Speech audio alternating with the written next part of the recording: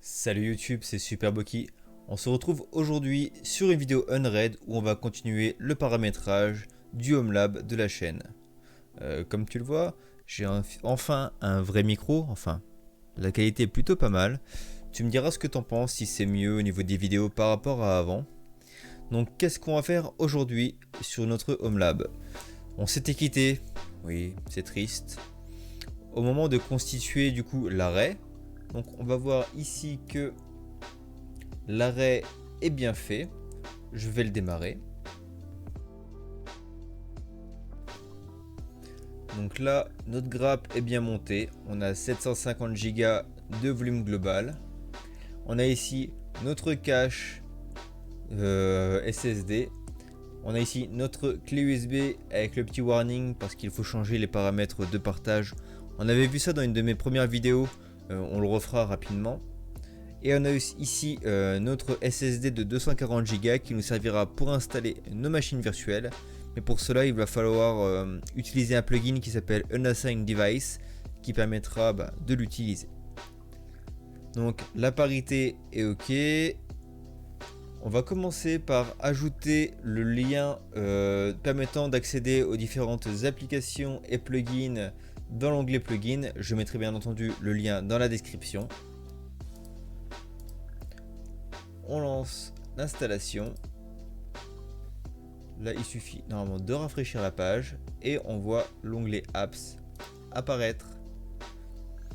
Blablabla, blablabla, blablabla. On est d'accord, bien entendu. Et voilà, on a accès maintenant à un large panel d'applications qui pourront nous servir ou pas sur notre serveur. Donc la première chose qu'on va installer du coup, c'est ce qui va nous permettre de pouvoir utiliser notre SSD.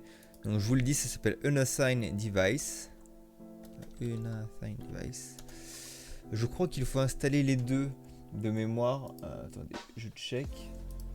J'en suis presque sûr. Oui, il faut installer les deux. Tac.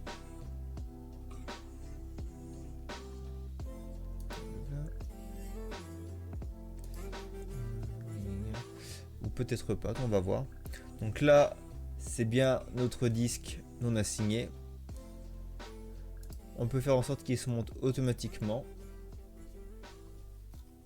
Et on va aussi mettre au niveau, on va aussi activer le partage. Comme ça, on pourrait y accéder par exemple d'autres machines virtuelles. Parce que tu vois, moi, ce que je fais, c'est que je mets mes machines virtuelles sur ce disque. Mais si j'ai besoin aussi d'accéder à certains fichiers avec un temps d'accès très rapide, il vaut mieux que je favorise de mettre ces fichiers sur un SSD plutôt que sur l'arrêt qui lui est bien plus lent. Donc là, on va le monter. Et là, on voit bien qu'il est monté. On va continuer sur les paramètres généraux de notre serveur en allant bien entendu dans l'onglet Settings. Vous checkez la date et l'heure. Donc nous on est en plus un pari quoi. Hop. Ça je laisse. Bon, c'est pas ce qu'il y a de plus important dans votre config. Hein. Les paramétrages des disques, là je les laisse en défaut parce que j'ai pas besoin d'établir des règles spécifiques sur ce serveur de test. Docker du coup, on vérifie si bien il est bien activé, oui. On a ici les liens par défaut d'où seront mis vos images Docker. Donc c'est très bien comme ça. Si vous souhaitez modifier ça, je crois qu'il faut stopper l'arrêt. On va vérifier.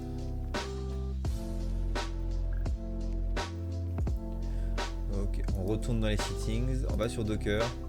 Et là, on peut modifier. Donc là, si je ne veux pas utiliser Docker, tu peux faire ça. Je te le recommande pas à YouTube. Laisse-le activer. La taille des virtual disks. Par défaut, c'est 20 Go. Mais 20 Go, ça peut aller très vite. Hein. Si tu mets tes Docker de base sur ton cache et que tu les laisses jusqu'à ce que tu puisses pas sur ton cache. Là, j'ai des SSD de 120 Go. Je te laisse faire le compte. Hein. ça va très vite. Et surtout qu'une application Docker n'a pas nécessairement besoin de 20 Go. Donc là, je le laisse comme ça pour l'instant, mais libre à toi de pouvoir mettre un chiffre plus petit. Ou plus gros si tu as quelque chose qui demande un très très gros volume. Mais bon, en général, plus petit c'est bien. Là où tu veux mettre de base tous tes V-disques, nous ça sera sur MNT User System. On n'a pas encore configuré les partages pour savoir si c'est allé directement sur l'arrêt, tout ça. On n'a pas encore défini les règles. J'avais fait une vidéo à ce propos au tout début de la chaîne. Je le referai parce que je crois qu'il y a un souci de cut sur la vidéo qui est un peu dégueulasse. Donc on fera un truc propre à ce niveau-là. Donc là, on va laisser pour l'instant tout par défaut. Hein.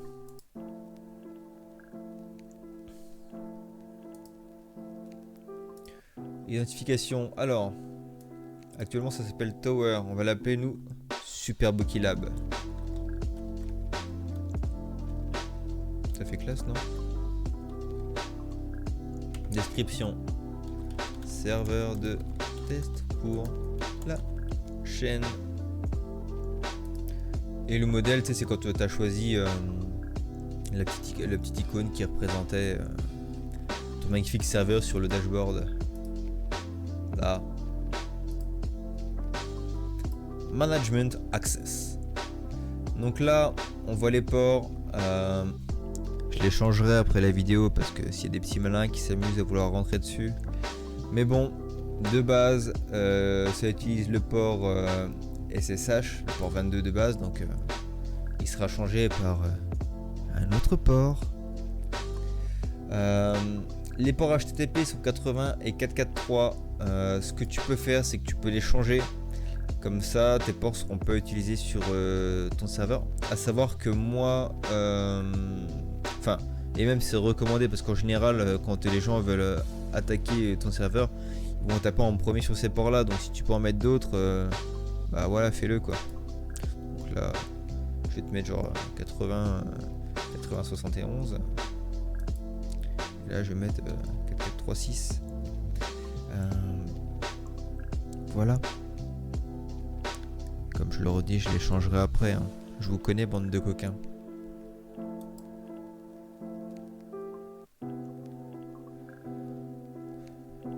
Pour les certificats, on laisse comme ça. On change pas les paramètres parce que quand on installera notre proxy, il gérera lui-même les certificats pour que vous puissiez être en SSL avec tous vos domaines et sous-domaines grâce à Unread. Network Settings. Là, on ne va pas y toucher, on va laisser par défaut parce que là c'est une machine de test. Peut-être que j'allouerai une autre plage IP histoire de vous montrer comment on peut faire. Mais de base, voilà, vous pouvez laisser chez vous comme ça. On voit qu'ici de base il prend les DNS de Cloudflare et si vraiment Cloudflare est en PLS, il prendra ceux de Google. Ici, on va gérer les paramètres concernant le partage. Donc là, c'est vraiment les paramètres globaux. En gros, pour l'instant, tous les disques sont OK pour être partagés. On n'en exclut aucun. On peut avoir des liens en dur. Pour l'instant, on laisse de base. On y retouchera peut-être au moment de créer les dossiers de partage et les règles de partage de ces dossiers. Ici, concernant le cache, oui, on utilise des disques de cache, vous le savez. Et l'espace minimal, hop, cliquez dessus. Blablabla, blablabla, blablabla. En gros, on ne pourra pas remplir plus de 118 gigabits. Bien sûr, ça sera même un peu moins parce qu'on n'a jamais vraiment 120. Hein. On pourra remplir un maximum 118 gigabits du SSD. Auquel cas, selon les règles que tu auras mis au niveau de ta gestion des caches, ton SSD fera un move vers ton arrêt par exemple pour gagner de la place. Est-ce que j'ai été clair? Tu me le diras. UPS Settings. Ici, c'est là où tu vas pouvoir modifier tes paramètres en cas de problème d'alimentation sur ton serveur pour si jamais tu as eu un mauvais démarrage ou si jamais tu as une défaillance de l'énergie. Je te laisserai regarder. Ici, tu as le manuel qui peut t'expliquer comment bien mettre tes paramètres. Tu es dessus. Hein. Oui, YouTube, c'est de l'anglais. Moi, je n'y ai pas touché, j'ai laissé par défaut, je crois que c'est même pas activé, tu vois. Parce que j'en ai pas vraiment le besoin actuellement. Si jamais toi tu as des problématiques où tu as besoin d'utiliser cela, n'hésite pas à m'en faire part et on regardera ça ensemble. Ok, on arrive à quelque chose d'intéressant, à savoir VM Manager. On a mis en vue avancée car oui, nous sommes des utilisateurs avancés. On va activer les VM. Ici, il faudra bien que tu aies pensé à relancer ton arrêt. Tu pourras choisir le dossier de stockage par défaut de tes VM. Pareil pour tes fichiers ISO. Là, on va laisser de base pour l'instant parce que voilà, on s'en fiche. Ici, tu pourras télécharger diverses versions de Virtaio si tu souhaites faire une machine virtuelle sur Windows 10. Je te ferai une vidéo d'installation d'une machine virtuelle sur Windows 10 faite soit pour la bureautique, soit pour le gaming. Et les drivers Virtaio seront nécessaires. Donc là, par exemple, on va télécharger les derniers drivers Virtaio. Ce qui est bien, c'est que ça va te les chercher tout seul. Ici, le réseau que tu souhaites utiliser pour tes machines virtuelles. Donc là, c'est les réseaux par défaut sous Nred, mais nous, on configurera un petit réseau virtuel pour tous nos dockers et toutes nos machines virtuelles. VS Shutdown Timeout. Voilà, c'est le timer que tu définis pour l'arrêt de tes machines.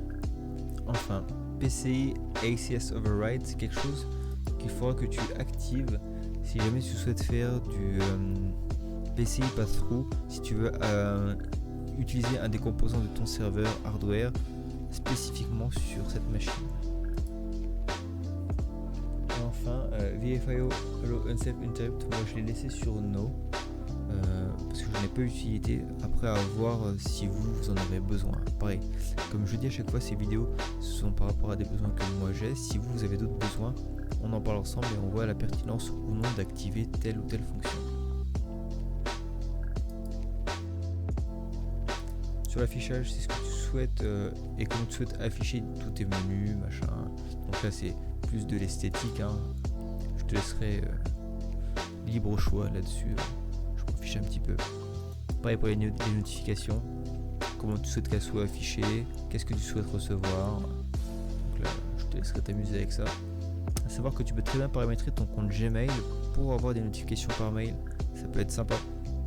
D'ailleurs, je pense qu'on le fera sur ce serveur-là. Je créerai une adresse exprès pour le faire. Le scheduler, c'est si tu veux paramétrer de manière planifiée un check de la parité et un check du mover, genre je sais pas, mettons tous les jours, le mover se fera à 3h du matin pour vider ton cache et déposer les fichiers dans l'arrêt, par exemple. Ici, tu peux en décider. Et enfin, Unassigned Device, c'est ce qu'on a vu pour pouvoir gérer notre SSD à part. Voilà pour la configuration des paramètres de base de notre serveur Unred. Dans une prochaine vidéo, nous verrons comment créer des dossiers de partage et quelles sont les règles que nous appliquerons sur ces dossiers. Allez YouTube, on se dit à très bientôt et bien sûr tu penses au petit pouce, à t'abonner, à partager et tout ça avec plein d'amour. Allez, salut!